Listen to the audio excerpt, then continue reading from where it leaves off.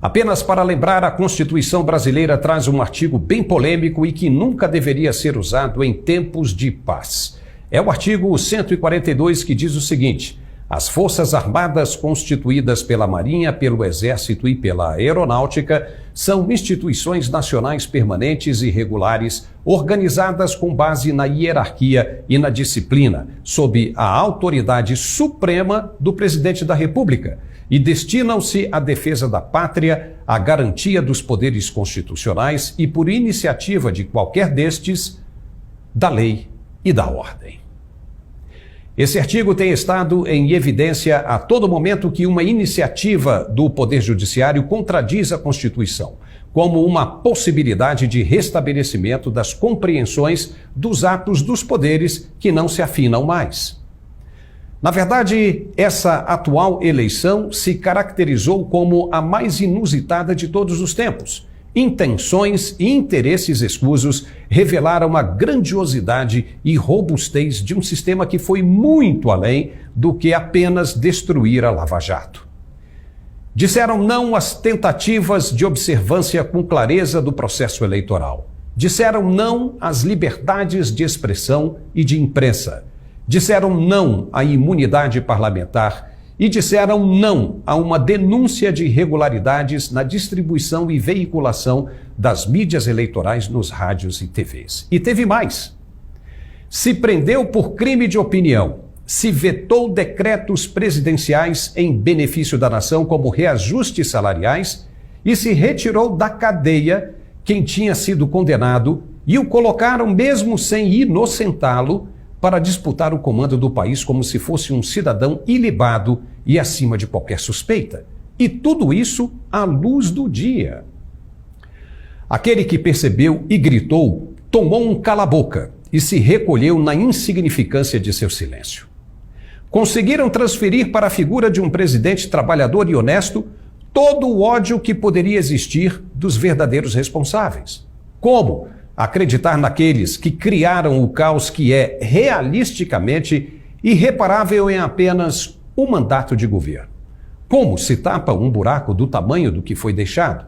E o que é pior, o país que se teme com o atual presidente já foi criado, mas por aqueles que estão querendo voltar. E muitos que torcem por essa volta não estão percebendo o engano e acreditam que vão ter prosperidade mesmo com os lobos tomando conta do galinheiro.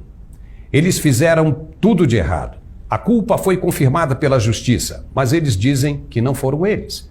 E tem gente realmente acreditando. Então pense, se não foram eles, quem foi? Dizer que nada foi feito em 4 anos do atual governo é outra mentira grosseira. Muito foi feito sim por quem pegou o estrago do tamanho que estava. Há um desequilíbrio notório e incontestável em desfavor da chapa da direita. Encontrar provas de irregularidades na veiculação e culpar os partidos pela falta de fiscalização é nada mais do que uma tentativa de tirar o deles da reta. Veja, se é uma lei obrigatória que deve ser seguida, então tem que se criar regulamentações. E parece que isso ficou faltando com relação ao quesito de fiscalização. Ficou de fora. E se o partido resolve não veicular, como fica se é horário eleitoral obrigatório?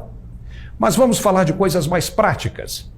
As inserções não foram usadas por culpa de alguém, isto é fato. Ou das emissoras que não baixaram o arquivo e não veicularam criminosamente, ou do TSE que não subiu os arquivos propositalmente e que constitui um crime eleitoral, ou do próprio partido em questão, que não enviou os arquivos para o TSE.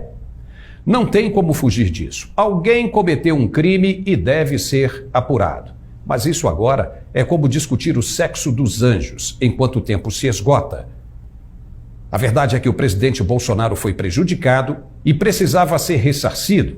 Isso é o que deve ser feito em espaço curto de tempo. Mas como? O ideal seria um adiamento do segundo turno, fato sem problema e com precedente, como foi por causa da pandemia. Mas, além disso, houve inúmeros outros flagrantes de desrespeito constitucional que acumularam o prejuízo da chapa Bolsonaro-Braga Neto, como a censura prévia sob argumentos de defesa da democracia e várias irregularidades contra os direitos do povo, exatamente como está acontecendo agora nos países vizinhos.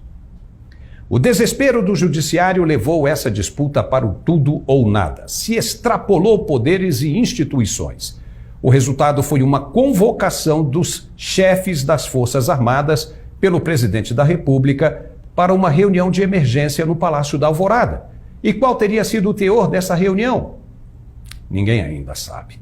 A pergunta agora é o seguinte: até quando o atual presidente vai aguentar as investidas contra o seu jogo limpo das 4 linhas? E o que pode ele fazer diante do óbvio? A resposta que muitos querem ouvir, possivelmente, é o artigo 142. Mas até onde vai a força do sistema? Talvez dentro das casernas? O certo é que o campo já está minado e, a depender do que acontecer no domingo, estaremos diante da liberdade ou da confirmação da mentira.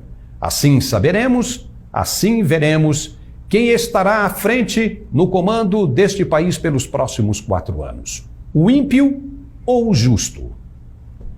Boa sorte para todos nós. Muito obrigado. Uai, seu app de vídeos curtos.